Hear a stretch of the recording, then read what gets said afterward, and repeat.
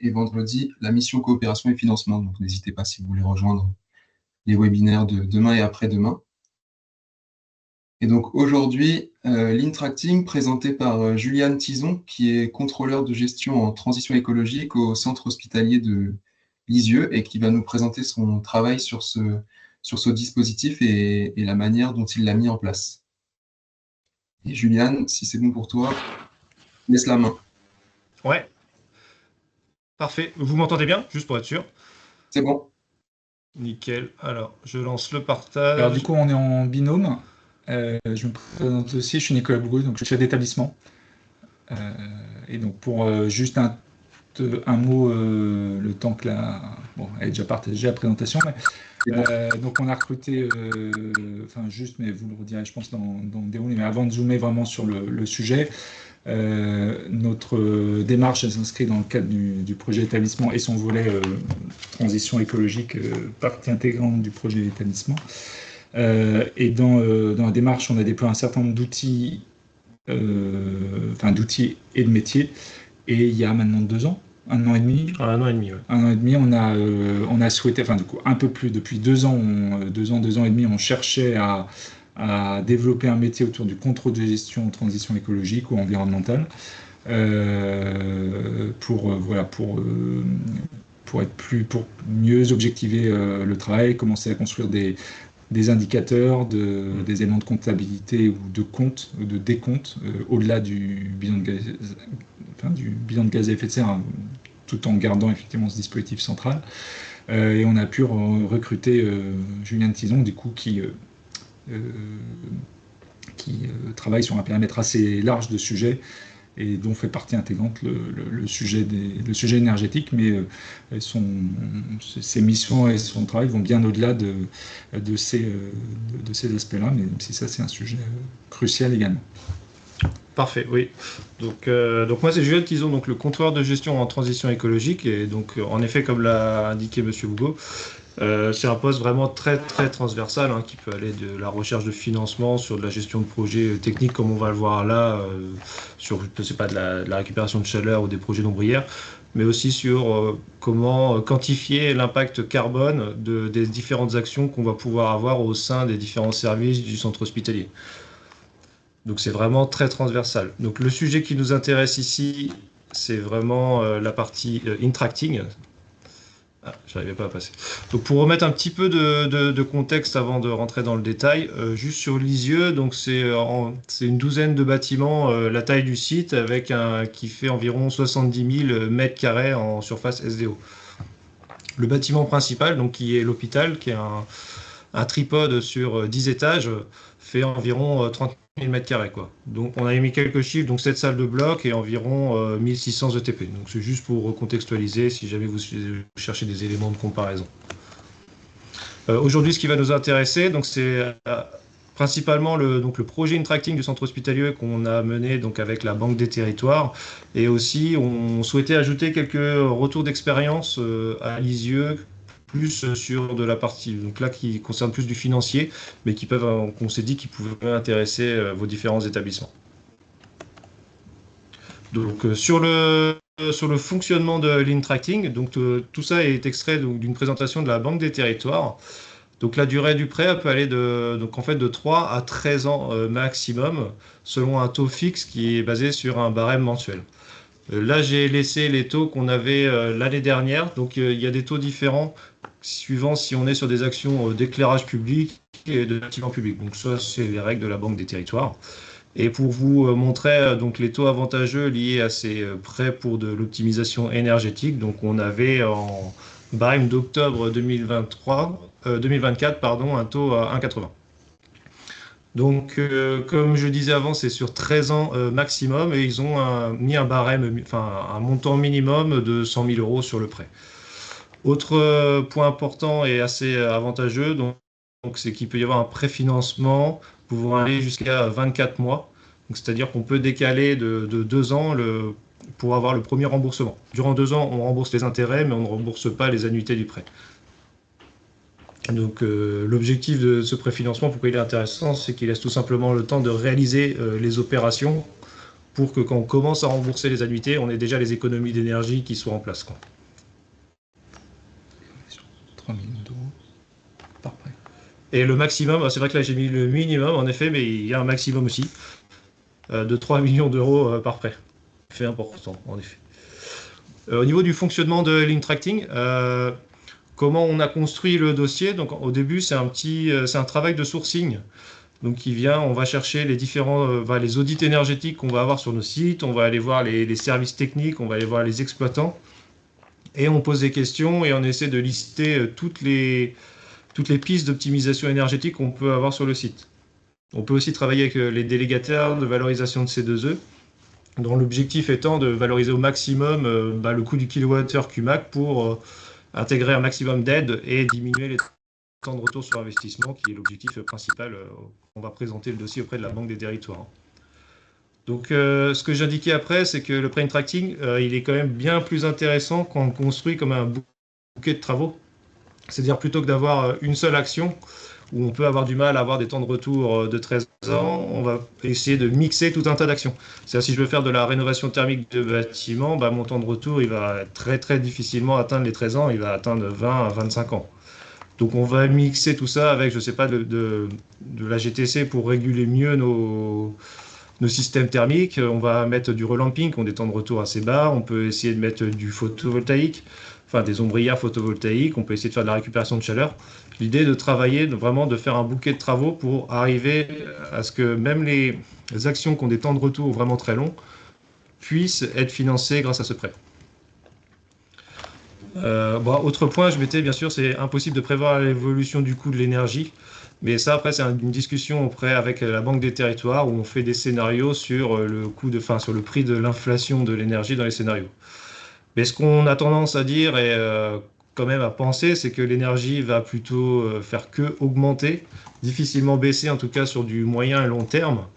Et donc, investir maintenant, c'est vraiment se prévenir de tout ce qui peut de ce qui peut se passer dans le futur et améliorer en fait tout simplement le compte budgétaire au niveau de l'énergie. Investir maintenant, si je caricature, investir maintenant, c'est investir pour le futur. Voici un exemple pour l'ISU en fait. Donc voilà comment on a monté nous notre Pré-Tracting. Donc encore une fois, on a fait tout un bouquet de travaux. Donc ça allait de l'isolation de toiture, de la mise à jour de notre gestion technique centralisée. On a fait tout un programme de récupération de chaleur, donc on remplace nos groupes froids et on vient mettre des nouveaux groupes avec de la récupération de chaleur pour injecter à la fois sur le chauffage et sur le chaude sanitaire. On a aussi voulu inclure dedans un projet d'ombrière photovoltaïque pour répondre à la loi APR. On a installé aussi le réduit de nuit dans nos blocs opératoires, le relamping LED de notre site et une petite action de point singulier, tout simplement, de point singulier. En ordre de grandeur, le budget énergie 2025 estimatif à l'ISIE, c'est environ 1 500 000 euros TTC. Donc là, avec le bouquet de travaux qu'on a indiqué, on a des gains estimatifs à environ 275 000 euros par an. Et donc, suivant les fluctuations du coût de l'énergie, on a des scénarios qui nous amènent à un remboursement aux alentours de 2036. Donc c'est ce projet-là qu'on a présenté auprès de la Banque des Territoires et qui a été accepté et qui est en cours en ce moment. Dans la suite, on voulait vous présenter quand même quelques actions qui sont maintenant déjà en place pour vous montrer que ça fonctionne, le dossier est terminé, il est mis en place, l'argent est ici et on a, via notre marché d'exploitation qu'on a renouvelé, on a déjà lancé les travaux et ils sont en cours de réalisation. Donc, par exemple, sur la récupération de chaleur sur les différents groupes froids, le projet 1 400 000, on a 600 000 euros de C2E. Donc, on a un investissement via l'Intracting d'environ 800 000 euros. Et via les différents calculs, on estime un gain à 67 000 euros. Donc, l'idée de ce projet-là, c'était de mutualiser les réseaux d'eau glacée. On s'est rendu compte que sur le site, on avait des groupes froids surdimensionnés par rapport aux besoins et donc il y avait des coefficients de performance vraiment très faibles. Donc on a tout mutualisé avec ces nouveaux groupes froids et on fait de la récupération de chaleur dessus. Estimatif, environ 680 MWh à l'année de chaleur récupérée et amélioration des coefficients de performance du coup des groupes, ça on estime environ 200 MWh d'électricité consommée en moins. On a aussi un beau projet d'ombrière photovoltaïque qu'on est en train de mener sur notre parking. Donc là, on a prévisionné un investissement d'1,2 million, donc pour faire de l'auto-investissement et de l'autoconsommation individuelle. On estime les gains que ça pourrait apporter à 120 000 € par an sur la facture électricité. Donc, comme je l'indiquais, dimensionnement 100% individuel, et donc ça nous évite d'avoir des engagements auprès de tiers investisseurs. C'est vraiment un choix qu'on voulait faire, c'était autofinancer ce projet-là. Donc la puissance installée, on estime que c'est environ 620 kW crête pour 570 MWh produits à l'année. Actuellement, donc on a réalisé les études de faisabilité avec l'entreprise Enercop et on a sélectionné une assistance à maîtrise d'ouvrage pour nous aider à rédiger le CCTP qui nous permettra de sélectionner les entreprises pour réaliser ce projet. Rapidement, le réduit de ventilation des blocs. Donc, comme vous le savez, sur les différents centres hospitaliers, donc on a des salles de blocs qui sont très énergivores au niveau de la ventilation. Mais des plages horaires assez fixes, donc on peut mettre en place des réduits de ventilation. Donc ici, ça a été un investissement finalement assez important dans le sens où les blocs n'étaient pas équipés pour réaliser le réduit de ventilation. Il a fallu rajouter des registres de réglage et mettre à jour nos différents automates. Mais on estime que sur un investissement donc, de 40 000 €, on gagne environ 5 000 € par an pour réaliser le réduit de nuit des blocs. Donc sur 4 CTA, on a fait des mesures avant-après et on est sur environ 35% de baisse de consommation d'électricité, ce qui représente environ 40 MWh en électricité. Le relamping du site, bon, vous connaissez tous cette action. Donc là, on estime un investissement de 300 000 € et des gains estimés à 40 000 € par an. On a voulu profiter du marché Uniachat, je ne sais pas, vous l'avez peut-être vu passer sur la solution d'éclairage, lui-même aussi financé d'ailleurs par la Banque des Territoires, avec un préfinancement de 12 mois. Problème, il y a eu un décalage dans les différents plannings pour adhérer à ce marché-là, qui maintenant pousse plutôt à fin 2025 et début 2026 pour les travaux. Donc on a commencé quand même le relamping vers nos marchés internes, donc il nous coûtera peut-être un peu plus cher, mais au moins on a déjà commencé et on attaque nos différents bâtiments, même si on laisse le plus gros morceau pour le marché via Uniachat. Donc là, juste pour information, donc le bâtiment Vauclin qu'on voit sur la photo a déjà été réalisé pour un montant d'environ 40 000 €. Donc on estime... bon, les chiffres, là c'est les chiffres de la slide d'avant, ne pas prendre en compte. Donc les avantages de l'Intracting. Vraiment, l'Intracting, donc c'est la Banque des Territoires, en fait, elle nous permet d'investir vraiment sur le moyen terme et à des taux fixes et avantageux, ce qui n'est pas forcément le cas avec les banques classiques. Ça permet d'améliorer vraiment la situation financière des établissements, donc en jouant sur les économies d'énergie. Et avec cette idée de toujours de cercle vertueux, c'est-à-dire qu'une fois que j'ai remboursé mon prêt, donc ça peut prendre 13 ans, mais ça peut prendre moins suivant le bouquet de travaux que vous allez réaliser, l'idée est de réinvestir ces économies d'énergie-là dans d'autres actions d'économie d'énergie. C'est vraiment, la Banque des Territoires insiste quand même pas mal sur ce point.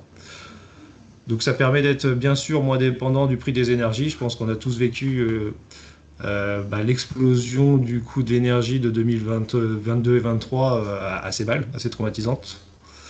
On n'est pas à l'abri que ces choses-là reviennent et donc utiliser l'Intracting pour réduire notre dépendance justement à ces fluctuations-là, c'est quand même un pari sur l'avenir. Autre point, pas négligeable non plus, c'est qu'il y a de plus en plus d'objectifs et de réglementations à atteindre, notamment le décret tertiaire, le décret BAC et toutes les lois relatives à la production d'énergie renouvelable. Et donc, ce type de prêt est aussi un moyen de répondre à ces objectifs réglementaires. Cette slide-là, on l'avait fait pour montrer vraiment d'un niveau très global comment on a monté, nous, notre pré-Intracting. Donc ça commence par échanger en fait avec sa direction générale et sa direction des finances, où l'idée c'est on fait l'avant-projet et on va expliquer le projet, on essaie de convaincre et on voit si on est en phase avec les motivations pour réaliser ce projet-là. Pourquoi j'insiste là-dessus? Parce que la Banque des Territoires vraiment vous accompagnera si elle sent que votre direction elle est motivée sur ce sujet-là. Je ne sais pas si M. Hugo voulait rajouter un petit Je là-dessus. vais poursuivre là-dessus. Donc, effectivement, il y a. Alors, c'est pas des décisions simples à prendre puisqu'on a vu les montants financiers. Alors après, tout dépend effectivement de l'échelle et de la taille de l'établissement. Mais bon, pour l'hôpital de Lisieux, les investissements annuels hors opération exceptionnelle, c'est de l'ordre, c'est même pas 2 millions d'euros. Donc à partir sur des projets Intracting, c'est pas très simple d'aller continuer à se réendetter. Bon, voilà. Donc tout dépend déjà du contexte financier de l'établissement. Comme beaucoup d'établissements ont quand même un peu de dette, sont pas toujours à l'équilibre et peuvent parfois porter par ailleurs des gros projets d'investissement immobilier, notamment avec le Ségur ou d'autres opérations. Ça vient alourdir la situation financière. Donc c'est vrai que j'évoquais au démarrage la place aussi du projet établissement et du projet le volet éco-responsable du projet établissement. Donc évidemment, ces démarches autour de l'énergie et notamment du prêt tracking, ils s'inscrivent dans ce volet-là, dans cette dynamique-là. Et il y a, mais comme pour tout projet, la nécessité d'être assez fin dans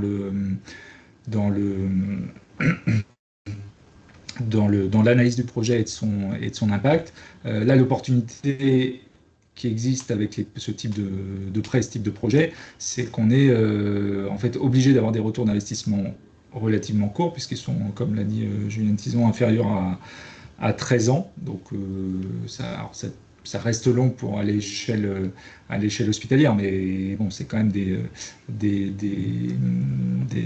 retours sur investissement quasi certain, et avec un impact en fait qui est relativement rapide en termes d'exploitation, parce que ce qui va peser finalement, c'est la partie amortissement et des charges d'intérêt qui sont de l'exploitation aussi, mais qui jouent sur la trésorerie, mais qui sont pas qui restent provisoires sur la durée du prêt. Donc il y a toujours ce sujet financier à regarder de très près. Ça a nécessité beaucoup d'échanges déjà en interne sur le projet, sur son calibrage et sur les modalités de calcul du retour sur investissement. Alors on a avec un suivi très près de la direction des finances. Et finalement, une des garanties qu'on a autour de cette démarche, c'est que la Banque des Territoires elle-même contre-expertise le projet. Donc finalement, les hypothèses qu'on pose, elles restent pas juste en interne, elles sont challengées et vérifiées. Et puis dans notre cas de figure, et ce qui peut être le cas d'un certain nombre d'établissements, de toute façon, la possibilité d'aller emprunter, elle est soumise à un accord de l'ARS dès lors qu'on ne respecte pas les trois indicateurs financiers sur la dette. Donc nous, dans notre cas de figure, il a aussi fallu qu'on démontre auprès de l'ARS l'intérêt de la démarche. Et en fait, la démonstration, alors ça prend du temps, c'est beaucoup d'échanges et beaucoup de travail d'analyse et de projection qui reste de la projection, donc avec un degré d'incertitude relativement... enfin, tout est relatif, mais en tout cas, par définition, une projection est incertaine. Mais finalement, de faire tout ce travail-là, ça a été... Une fois qu'on a fait le travail en interne, ça a été relativement simple d'aller convaincre l'ARS de nous accorder la possibilité de financer et la Banque des Territoires qui elle-même a besoin de l'accord de l'ARS. Parce que le côté vertueux du dispositif, c'est quand même qu'on se crée des marges budgétaires assez rapidement dès lors que le dispositif est en place. Et après, le gap, il va grandir au fur et à mesure qu'on aura remboursé le prêt et fini de payer les charges d'intérêt et amorti l'équipement. Et donc, on voit bien que la trajectoire financière de l'établissement, elle s'améliore. Et finalement, c'est une opération budgétaire qui est quand même très positive au-delà de l'intérêt en termes d'empreinte écologique. Mais il ne faut pas négliger ce travail-là, déjà en interne et par ailleurs en externe. Mais je crois que dans ces échanges, le simple fait de dire que ce projet s'insère dans une réduction de l'empreinte carbone n'est pas suffisant et que assez facilement on peut néanmoins démontrer l'intérêt financier. Donc c'est le travail qu'a fait Julien Tison. Encore une fois, ça a pris plusieurs mois pour faire les allers-retours. On a eu plusieurs rencontres avec la Banque des territoires pour affiner le projet. Et après, on a eu des allers-retours aussi, même une fois qu'on avait bien avancé, quand on a eu les pré-accords, enfin les accords, les premiers accords, il y avait encore des choses à affiner par rapport aux règles. Mais c'est vrai qu'aussi, on peut dire que la Banque des territoires, en tout cas sur notre territoire, mais j'imagine que c'est à peu près les mêmes modalités partout, sont quand même assez à l'écoute et eux ont comme objectif en fait de dépenser, d'accorder les prêts. Donc ils ont une enveloppe fermée, mais leur objectif, c'est de les porter. Autre avantage quand même sur par contre, si je reviens sur le contexte et ce qui facilite, c'est que ce prêt il est regardé un peu différemment des prêts classiques, justement parce qu'il y a ce retour sur investissement. Donc l'ARS elle-même un peu plus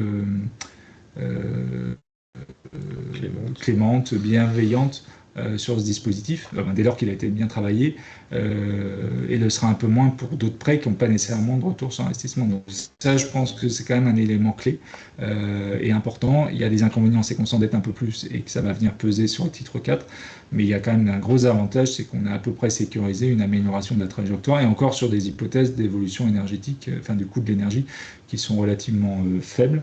Et on peut quand même se dire qu'à horizon d'une dizaine d'années, on sera dans une situation assez différente. Voilà. Donc il y a quand même un gros travail à ne pas négliger, mais il y a des vraies opportunités avec ce type de projet qui peut avoir, de mon point de vue, assez facilement l'écoute de la direction générale et la direction des finances, parce qu'il rejoint d'autres attendus de l'établissement. Parfait. Merci. Tout a été plus ou moins dit. Alors, je vais juste vous relister rapidement le déroulé. Donc, bien faire attention d'être donc, quand vous allez voir, avant d'aller voir la Banque des territoires, d'être en phase avec votre direction des finances et votre direction générale, d'avoir le même discours. Après, c'est ce qu'on disait au début, le récolte des données via les audits, services techniques et les exploitants. Et après, réaliser le dossier. Alors nous, ça a été tout simplement sous forme d'un tableur Excel. Ça peut être un dossier, sinon Word, mais l'idée, c'est d'avoir quelque chose d'assez synthétique et propre à présenter à la Banque des territoires pour qu'ils comprennent où est-ce qu'on veut investir, le montant et les gains énergétiques. À savoir aussi, et point plutôt positif en tout cas, on a trouvé, c'est qu'ils demandent aussi un calcul de gain carbone. Il se pose la question quand même si c'est pas que financier, il y a aussi une réflexion à avoir sur la réduction des gaz à effet de serre liés à chacune de ces actions.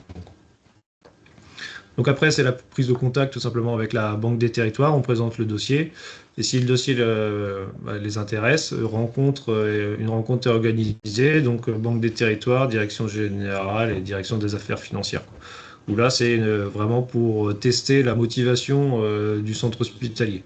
Comme le disait M. Bougot, vraiment, ils ont envie d'aller au bout de ces différents projets-là et ils ont des enveloppes spécifiques pour ça.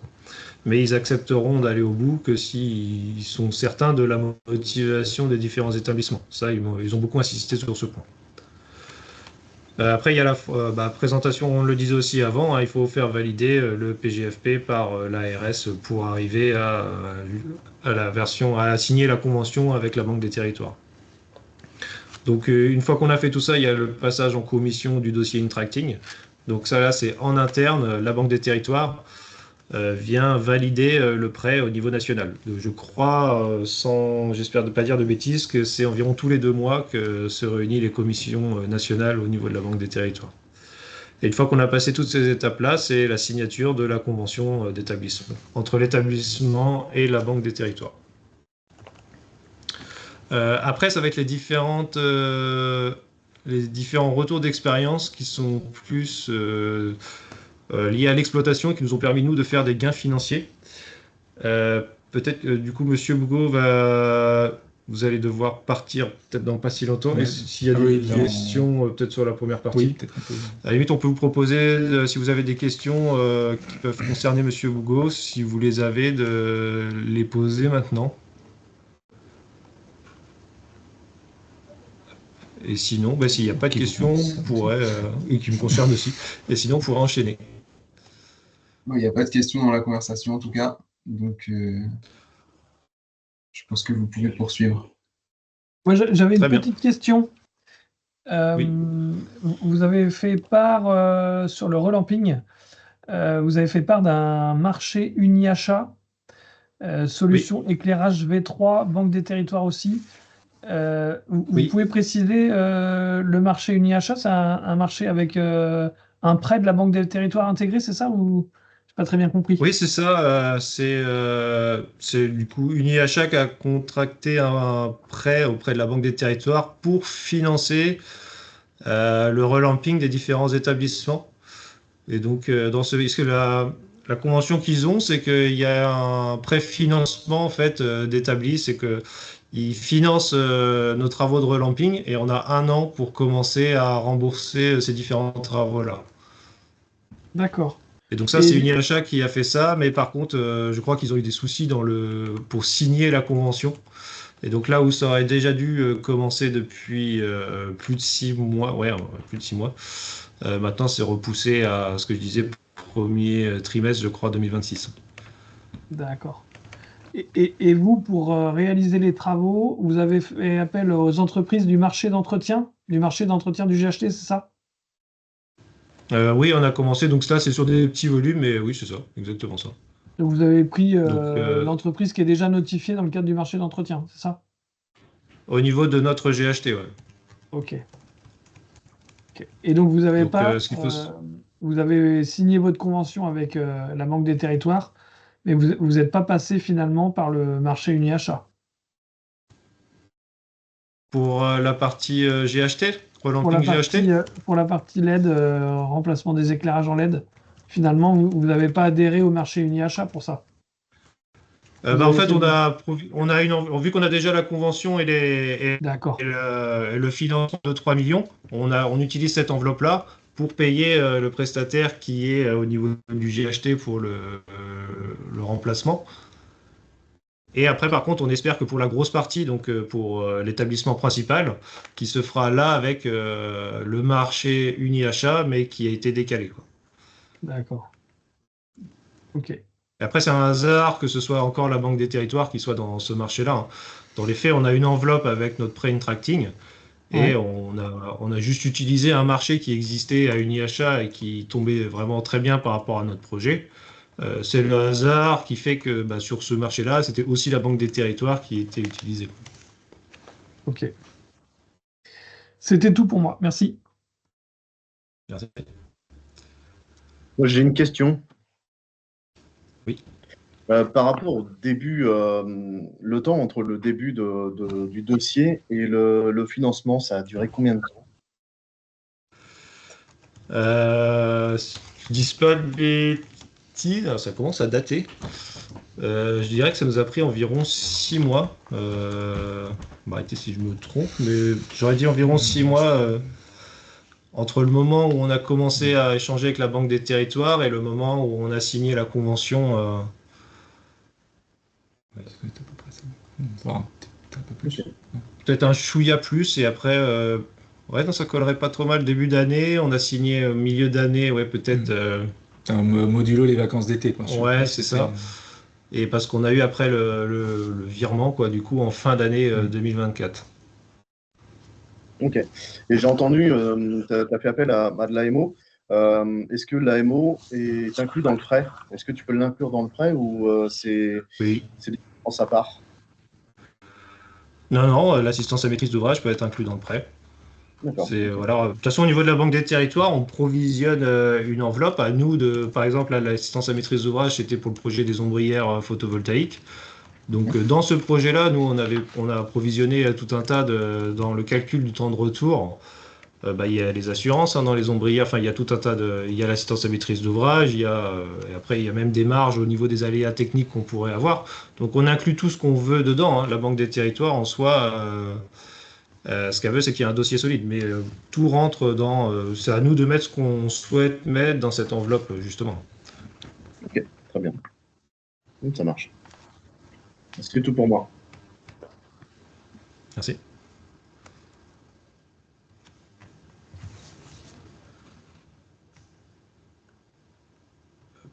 S'il n'y a pas d'autres questions, à la limite, je vous propose de continuer.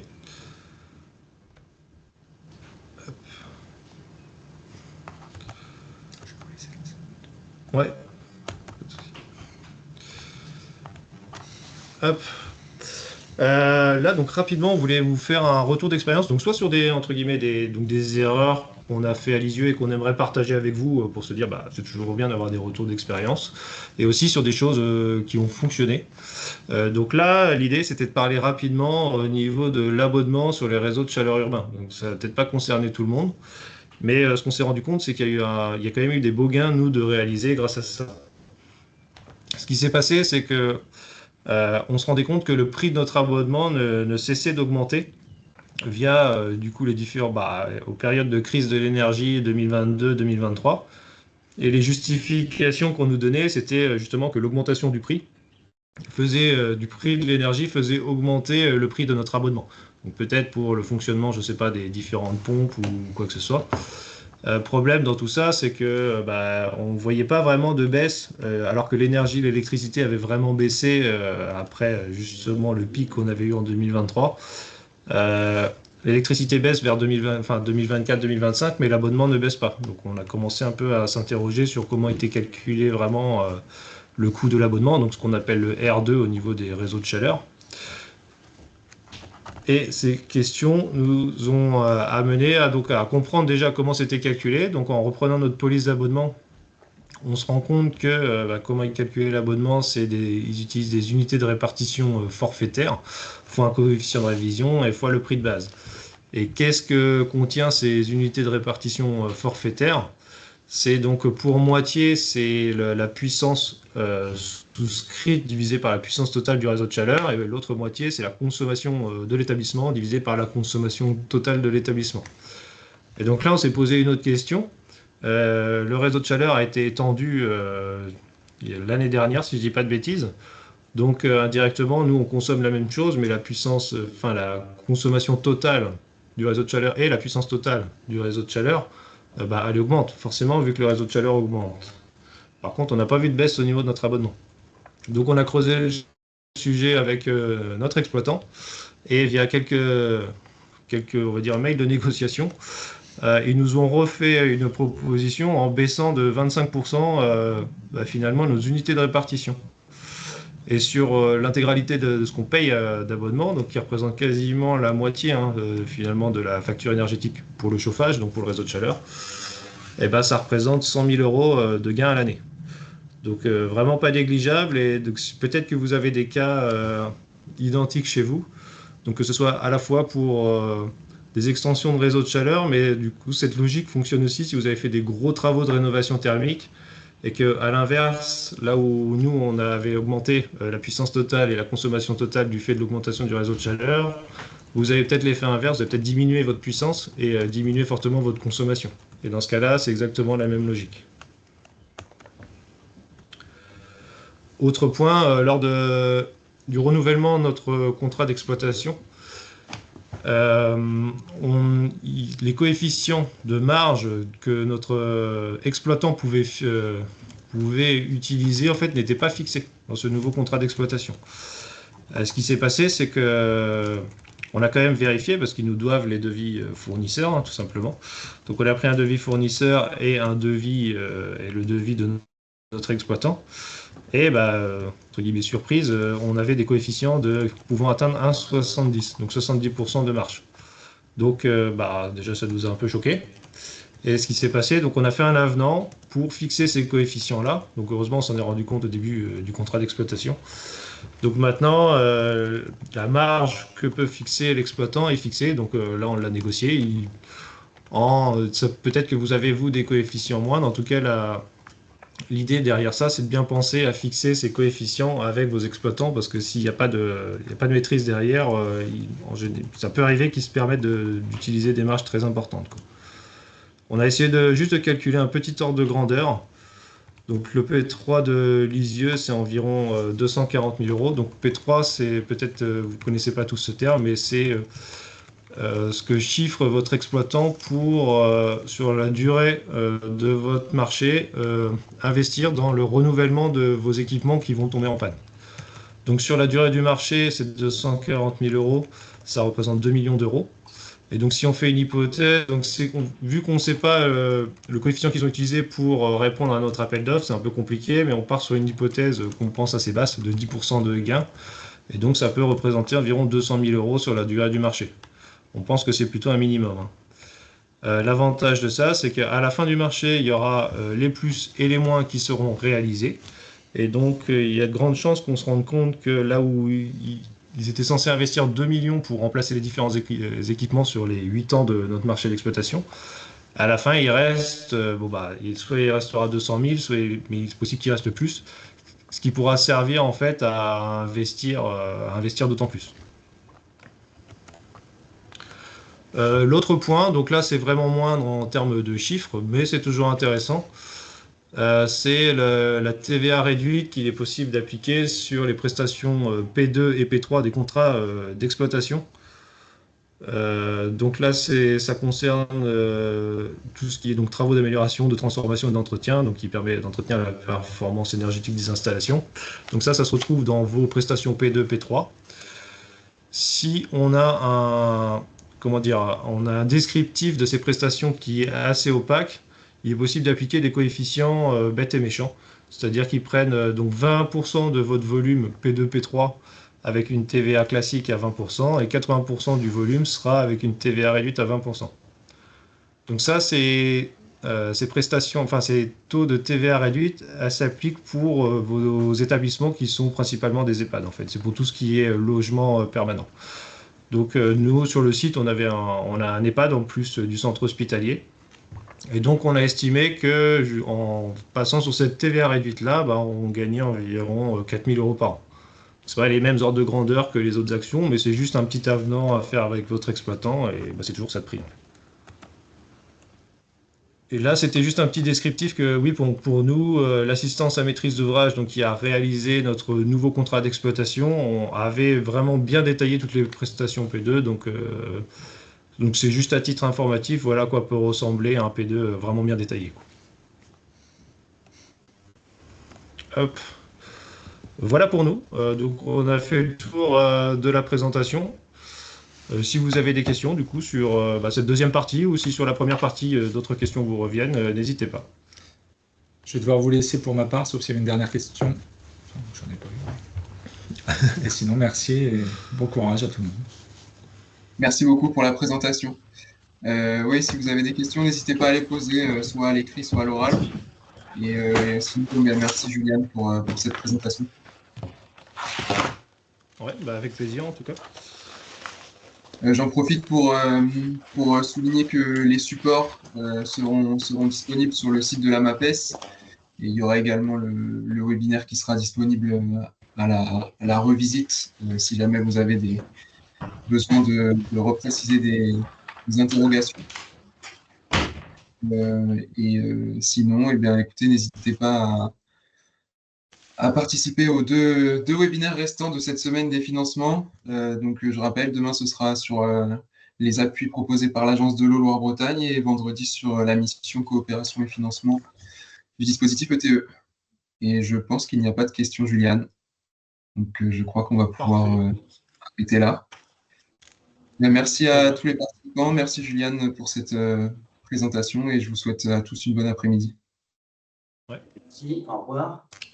Au revoir.